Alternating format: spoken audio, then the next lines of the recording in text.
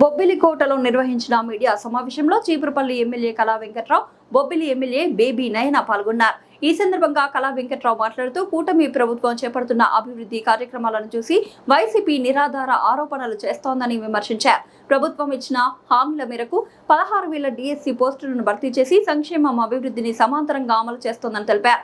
ఉత్తరాంధ్ర అభివృద్ధికి Nakkapalli steel plant, Visakha data centre, Google వంటి ప్రాజెక్టులు దోహదపడతాయని పేర్కొన్నారు. కులాల మధ్య విభేదాలు సృష్టించే ప్రయత్నాలు ఫలించవని, కూటమి ఐక్యతకు ఎలాంటి ముప్పు లేదని స్పష్టం చేశారు. అనంతరం బేబీ నయన మాట్లాడుతూ కిమిడి కుటుంబంతో తమకు 4 తరాల అనుబంధం ఉందని, రాజకీయంగా కళా వెంకట్రావు మార్గదర్శనం తమకు ఎంతో ఉపయోగపడుతుందని తెలిపారు. ప్రారంభోత్సవానికి పెద్దలు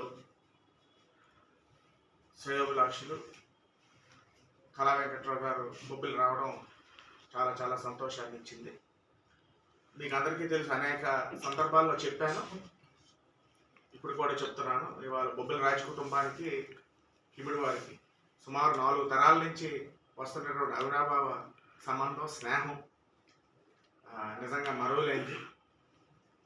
నాన్నగారు కూడా ఎంతో గొప్పగా గర్వంగా చెప్పుకునేవారు కిమిడి వారితో స్నేహం అనేది, పరిచయం అనేది. చాలా సంతోషించి చెప్పేవారు.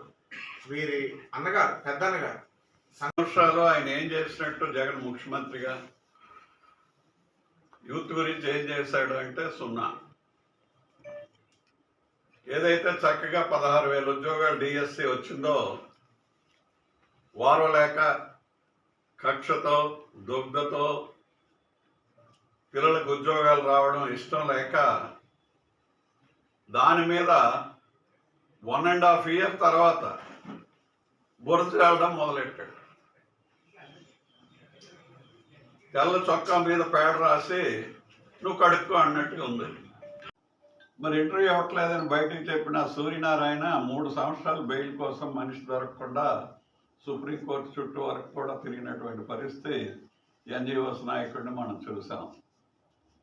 ఇవన్నీ మర్చిపోకూడదు, ఎవరు మర్చిపోతారేమో అని చెప్పి నేను చెప్పిన ఈ అవాకులు చవాకులతో 4 రాళ్ళు వేసడం, 4 పేడ ముద్దలు వేసడం చేస్తున్నాడు తప్ప, జగన్మోహన్ రెడ్డి బ్రతుకున్నంత వరకు కూడా ఈ రాష్ట్రంలో వాళ్ళు చేసినటువంటి ఆటవిక రాజ్యం, వాళ్ళు చేసినటువంటి మరి దోపిడీలు, అదేవిధంగా శవాల్ని డోర్ డెలివరీ చేయటం, మరి సుధాకర్ని చూసాం. ఏదో మాస్క్ అడిగినంత మాత్రాన ఆయన కొడుకు కూడా కరోనా రూల్స్ను వ్యతిరేకించాడని పోలీస్ స్టేషన్ తీసుకెళ్ళి కూర్చోబెడితే సుధాకర్ అక్కడికి వస్తాడు కదా అని, మరి ఆయన అక్కడికి వెళ్ళిన ఆయనకి బట్టలు ఇప్పి రోడ్డు మీద కొట్టి వైజాగ్లో ఎలా చేశారో పిచ్చోడిని చేసి పిచ్చి హాస్పిటల్లో కూడా పడేశారంటే జనాన్ని భయభ్రాంతులు